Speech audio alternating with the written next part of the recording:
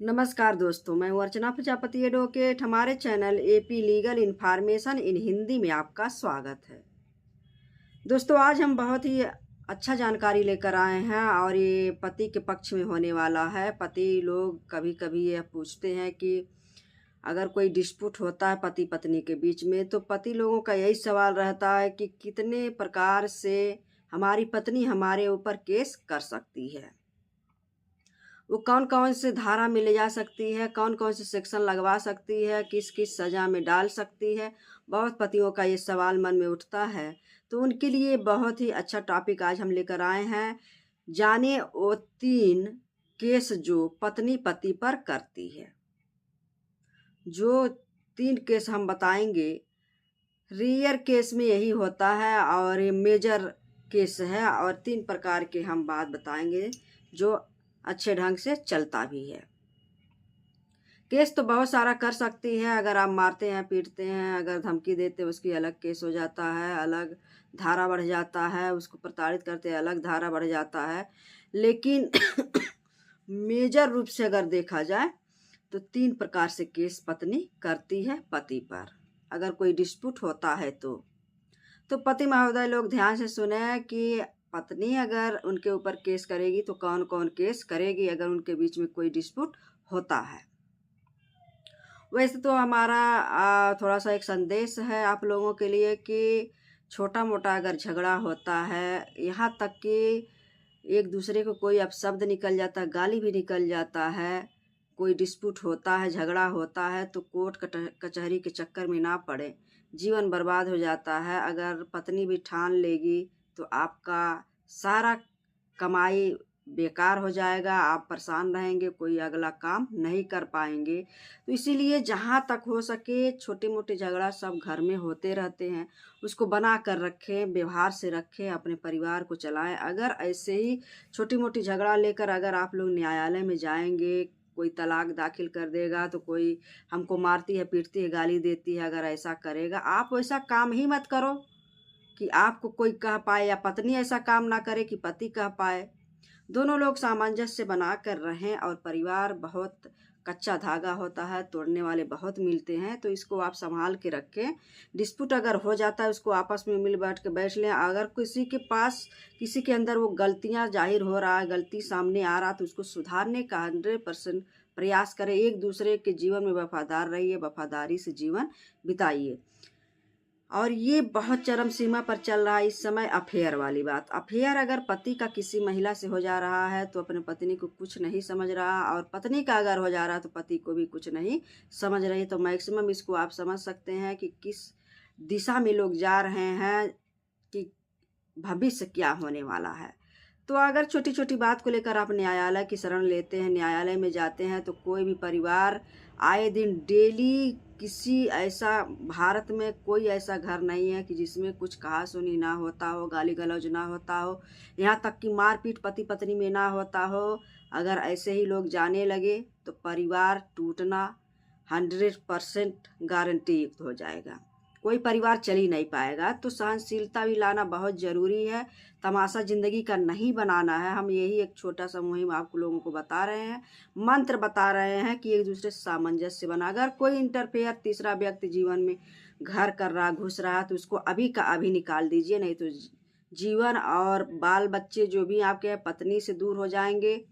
अगर पति ऐसा कर रहा तो पत्नी से दूर तो होना ही होना है, और वो अपना प्रॉपर्टी संपत्ति सब बर्बाद कर देगा, सारी कमाई उसका खराब हो जाएगा। तो ये सब ऐसा ना करें। हम समाज में कुछ ऐसे तथ्य देख रहे हैं जो ऐसा नहीं होना चाहिए। तो चलिए शुरू करते हैं। मैक्सिमम यही ध्यान रहता है पतियों का कि हमारे ऊपर अगर कोई डिस्प्यूट होता है पत्नी के बीच, हमारे बीच, तो क्या वहाँ क्या क्या धारा वो लगा सकती है। सबसे पहली धारा यह है कि वह एफआईआर दर्ज करवाएगी। अगर आप उसको मारते हैं, पीटते हैं, अगर आपके घर वाले कोई दिक्कत करते हैं, तो वो घर में भी बैठकर 100 नंबर 112 नंबर डायल करके एफआईआर दर्ज करवा सकती है, और आपके रिश्तेदारों का नाम डलवा सकती है, आपके परिवार वालों का नाम डलवा सकती है। तो जब एफआईआर दर्ज हो जाएगा तो 498 में वो दर्ज होता है, दहेज उत्पीड़न में वह आपको दर्ज करवाएगी। सबसे पहला बात तो यह है कि दहेज उत्पीड़न में आपको केस कर सकती है, जिसमें 3 से 5 साल तक की सज़ा है। वैसे इसमें बेल लेने की कोई आवश्यकता उतना नहीं होता है, लेकिन इसमें 7 साल से ऊपर की अगर कोई सज़ा होती है तो उसमें बेल लेने की आवश्यकता होती है। सेशन कोर्ट या अपील में जाकर आप हाई कोर्ट से भी बेल लेना पड़ता है, लेकिन इसमें बेल लेने की ज़रूरत नहीं होती है। पहला 498 जो आईपीसी का धारा 498 ए था, अब वही बीएनएस की धारा हो गया, बीएनएस की धारा हो गया 85 हो गया, 85 सेक्शन 85 हो गया है। बीएनएस की धारा 85 में अब इसको हम देखेंगे जो 498 था। तो सबसे पहला आपने जाना कि एफआईआर दर्ज करवाती है आपकी पत्नी आपके ऊपर, पहला हो गया। उसमें आपके रिश्तेदार भी रहेंगे, उसमें आप अगर ये एविडेंस दे देते कि हमारे रिश्तेदार में जिसका नाम ये नहीं ये लोग नहीं थे परिवार में शामिल और उस दिन नहीं थे, तो उसका नाम आप आसानी से निकलवा भी सकते हैं। तथ्य को कोई छिपाना नहीं है। आप अपने माता पिता बहन जो भी नाम उसमें पड़ा है उसको भी आसानी से आप रिक्वेस्ट करके निकलवा सकते हैं कि किनका दोष कोई नहीं है। आपका तो कभी नहीं निकलेगा जब तक कंप्रोमाइज नहीं हो जाएगा, आपको इसमें लड़ना पड़ेगा। दूसरी धारा क्या पत्नी लेकर आती है, अगर आपके बीच में कोई डिस्प्यूट हुआ है पति पत्नी के बीच में, तो दूसरा धारा यह है केस करती है आपके ऊपर। दूसरा जो केस लगाती है वह है भरण पोषण। भरण पोषण में वह जा सकती है और उसमें जो सीआरपीसी की धारा 125 आपने जाना कि यह कहती है भरण पोषण की बात करती है, भरण पोषण की मांग पत्नी कर सकती है। अब यह बीएनएस की नए धारा में अगर हम देखेंगे 144 हो गया है, 144 हो गया है बीएनएस की धारा। इसको अब हम पढ़ेंगे नए धारा में 144 में। तो इसमें भरण पोषण की मांग कर सकती है पत्नी, इसमें बेल लेने की कोई ज़रूरत नहीं होती है। हाँ, आपको सज़ा हो सकती है, कब होती है, जब आप उसको मेंटेनेंस नहीं देते हैं, जब उसका भरण पोषण के लिए पैसा जो अमाउंट बच जाता है नहीं देते हैं, तो वहाँ आपको जेल में जाना पड़ता है और कुछ पैसा देकर ही वापस आपको छुटना होगा। दूसरा केस ये हो गया। तीसरा केस आप पर क्या करती है, सबसे लास्ट में हम जानेंगे कि डीबीए एक्ट डोमेस्टिक वायलेंस जो महिलाओं के लिए घरेलू हिंसा महिला सुरक्षा के लिए बनाया गया 2005। इसके अंतर्गत महिला आप पर घरेलू हिंसा का केस कर सकती है और इसमें भी बहुत सारे उसको बेनिफिट दिए गए हैं महिला को और वह बेनिफिट आपसे ले सकती है। तो ये इसमें जो धारा 12 है, सेक्शन 12 के अंतर्गत यह केस फाइल करती है और आपको इसमें क्या करना होता है कि भरण पोषण भी इसमें देना होता है। उसके पास बहुत सारे इसमें सहायता मिल जाते हैं। इस एक्ट के अंतर्गत भरण पोषण भी हो पा जाती है, एलिमनी भी, बच्चों की कस्टडी भी ले सकती है, साझे घर में रह भी सकती है और अपने लिए प्रोटेक्शन की मांग भी कर सकती है, बच्चों की प्रोटेक्शन की मांग कर सकती है कि हमको इनके परिवार से बचाया जाइए। बहुत सारे उसको इसमें बेनिफिट दिए गए हैं पत्नी को। पत्नी आपके ऊपर यह केस अगर करती है तो इसमें भी बहुत सारे उसको रिलीफ मिले हैं हुए हैं, हमने बता दिया सारा रिलीफ क्या क्या वो मांग सकती है।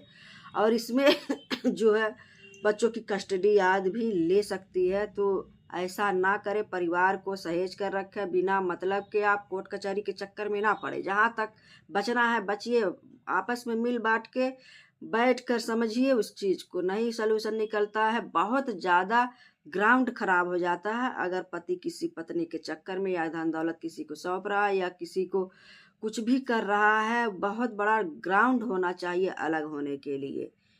ये 3 केस महत्वपूर्ण हैं, मेजर, ये चलते ही चलते हैं एक पति के ऊपर।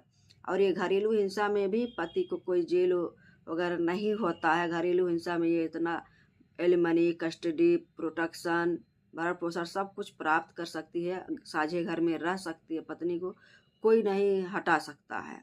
तो ये 3 मेजर केस करती है एक पति के ऊपर। तो आपको पता होना चाहिए कि कोर्ट कचहरी के चक्कर में जाने से कितना नुकसान होगा, आपकी मान प्रतिष्ठा को भी वहाँ कि पति पत्नी में चल रहा है, दोनों का ज़िंदगी बर्बाद होगा। तो इसको सोच समझ के आगे कदम बढ़ाएं और जहाँ तक हो आपसी में मिल बैठ कर आप सहमति से बात करें, ठंडे दिमाग से बात करें।